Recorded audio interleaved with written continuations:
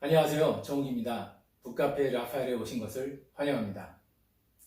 지난 시간에 SHB 등급 말씀드렸는데 몇몇 지인분들이 좀 더 자세하게 설명해 줄 수 없냐고 저한테 말을 건네왔습니다. 물론 소설 끝부분에 SHB에 관한 설명이 나옵니다. 그래서 제가 자세한 설명을 드리지 않았는데요.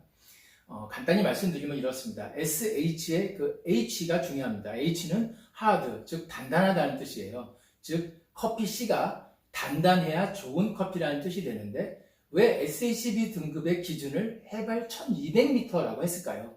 즉 해발 1200m 고산지대에서 재배되는 커피들이 C가 단단해진다는 뜻입니다. 왜 그러냐 하면요, 아주 간단하게 말씀드리면 바로 옛날 대장간에서 쇠로 무엇을 만들 때 담금질 하던 것을 생각하시면 됩니다.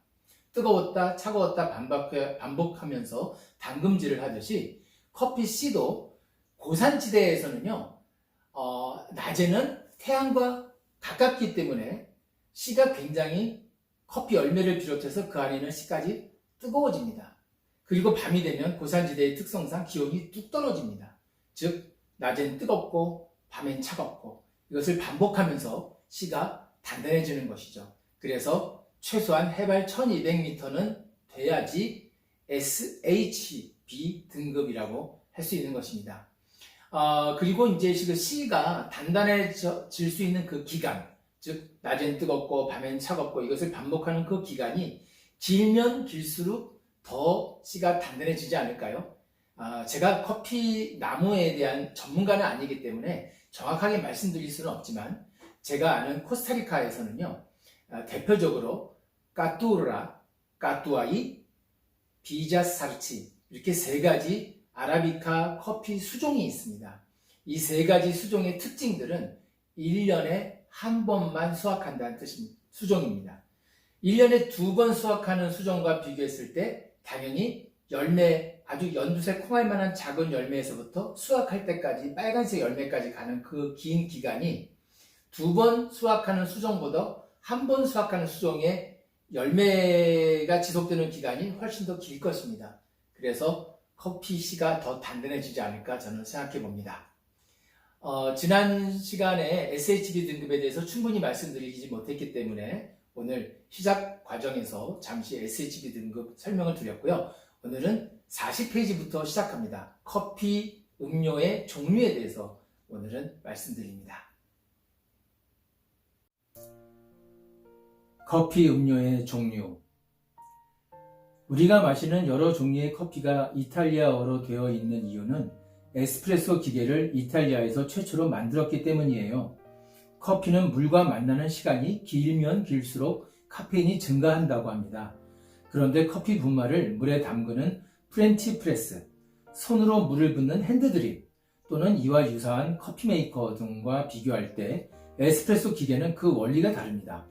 일종의 보일러 장치인데요. 기계가 수증기를 만들면 순간적인 강한 압력에 의해 수증기가 커피 분말을 통과하면서 기계 밖으로 나오게 됩니다. 기계 안에서는 수증기였지만 시원한 밖으로 나오면 즉시 액체로 변하는데 바로 이것이 에스프레소입니다. 이번엔 진가비의 친구가 설명을 이어갔다. 그리고 지금부터는 소설 안에 있는 설명입니다. 일반적으로 에스프레소라고 하면 독하고 카페인이 많다는 고정관념을 갖고 있지만 커피 분말을 통과하는 수증기는 엄밀히 따지면 물이 아니므로 카페인 함량이 가장 낮다고 볼 수 있다.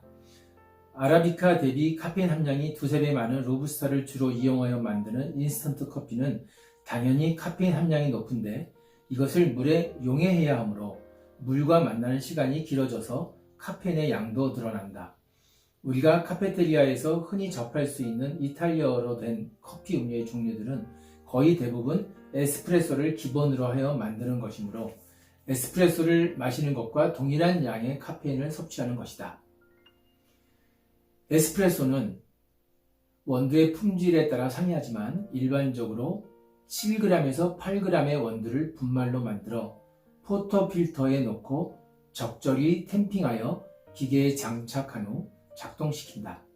탬핑할 때 가장 중요한 것은 수평을 맞추는 일이다. 약 30ml를 내리면 가장 일반적인 에스프레소이다. 특히 분말에 굵고 가는 정도 및 적절한 탬핑을 적용하여 약 20초 동안 30ml를 내린다면 더욱 좋은 에스프레소가 된다. 물론 건조한 날과 습한 날의 차이, 원두의 특성이나 상태 등을 고려하여 적절히 조정해야 한다. 아메리카노는 어쩌면 커피를 콜라처럼 많은 양으로 마시는 미국인을 지칭하며 이탈리아 사람들이 유쾌하게 만들어낸 이름인지도 모른다. 에스프레소에 뜨거운 물을 섞는 것으로 기호에 따라 물의 양을 조절하거나 두 잔의 에스프레소를 섞을 수도 있다. 마키아토는 영어의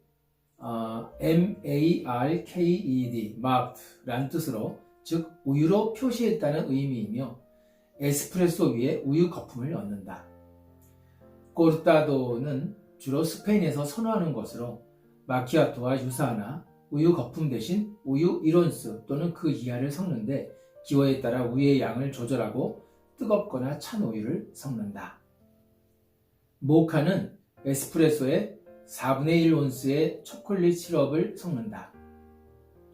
판나 또는 콘판나는 에스프레소 위에 약간의 생크림을 얹는 것으로 콘은 모모와 함께, 판나는 생크림이란 뜻이다. 라떼는 이탈리아어로 우유란 뜻으로 마키아토가 변형된 형태이며 에스프레소에 스팀 우유를 푸짐하게 섞는다.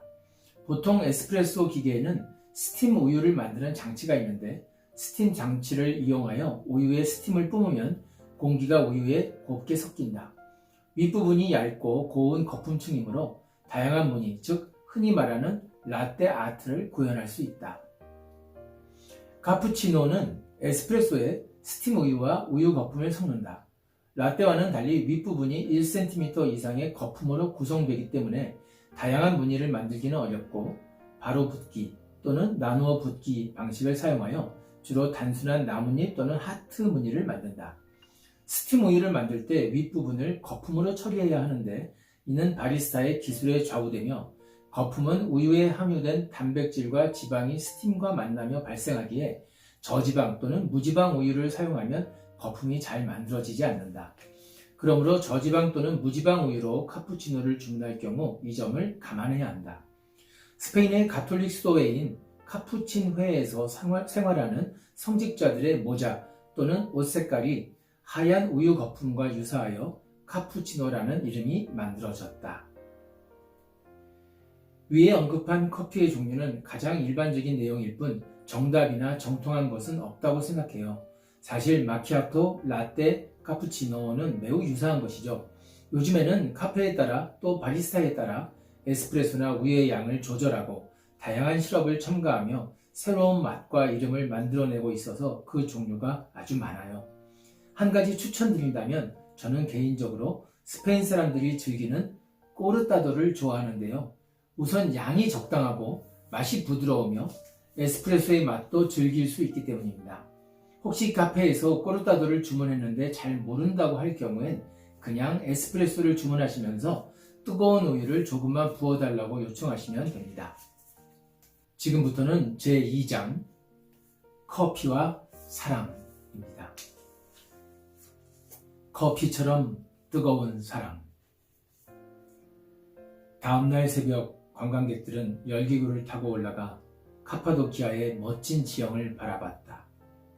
수십만 년 전 화산 폭발로 인해 흘러나온 마그마는 다양한 모양의 바위가 되었고 화산재는 응해암으로 굳어진 후 풍화작용을 거쳤다. 그리고 이 두 가지가 조화롭게 또는 조화롭지 못하게 어울리며 기상천외한 모양을 만들었는데 버섯 모양의 바위들은 보는 이들로 하여금 탄성을 자아내게 만들었다. 붉은 계곡이라는 지명처럼 붉은색으로 가득한 지역은 아침 노을이 잔잔히 펼쳐지도록 그 색깔을 더하고 있는 듯했다. 달 표면처럼 보이기도 하는 카파도키아가 지평선까지 이어지고 있었다. 높은 곳에 올라가는 게 두려웠던 진가비는 열기구 선택 관광에 참여하지 않았고 어쩔 수 없이 한덕기의 안내에 따라 소형 버스 안에서 시간을 보냈다. 시동이 켜져 있지 않은 버스 안은 몹시 차가웠고 두 사람의 침묵은 더욱 차가웠다. 진가비는 창밖만 응시하고 있었는데 원망과 당황스러움이 뒤섞인 듯했다. 한덕기는 그런 진가비의 옆모습을 한동안 바라봤다. 여전히 우아하고 예쁘네 라고 생각하며 눈을 감아버렸다. 눈을 감았지만 진가비의 모습이 잔상처럼 그대로 남아있었고 오히려 더욱 선명해지는 듯하더니 지난 기억들이 차분히 지나갔다. 네, 다음 영상에서는 이제 지난 과거를 회상하는 부분이 나옵니다. 많이 기대해 주시고요. 오늘 그 라떼라는 커피 음료 종류 중에 라떼라는 단어가 있었죠. 아마 많은 분들이 라떼 좋아하실 겁니다. 저희 어머니도 라떼를 굉장히 좋아하세요. 물론 저는 개인적으로 꼬르따도 에스프레소를 좋아하는 편입니다. 근데 저희 딸하고 제가 한번 카페에 가서 제가 좀 짓궂게 거기 바리스타였는지 그냥 알바 학생이었는지는 잘 모르겠어요. 근데 제가 짓궂게 이렇게 주문을 했습니다. 밀크 커피 주세요 라고 주문했어요. 제 딸애가 옆에서 킥킥대고 웃으면서 저를 쿡쿡 찌르더군요. 바리스타가 저한테 네? 라고 약간 의아한 표정을 지었고 저희 딸이 재치있게 라떼요 라고 말했습니다. 그리고 저희는 이제 커피를 마시면서 제가 제 딸에게 말했어요. 사실 밀크 커피도 영어다.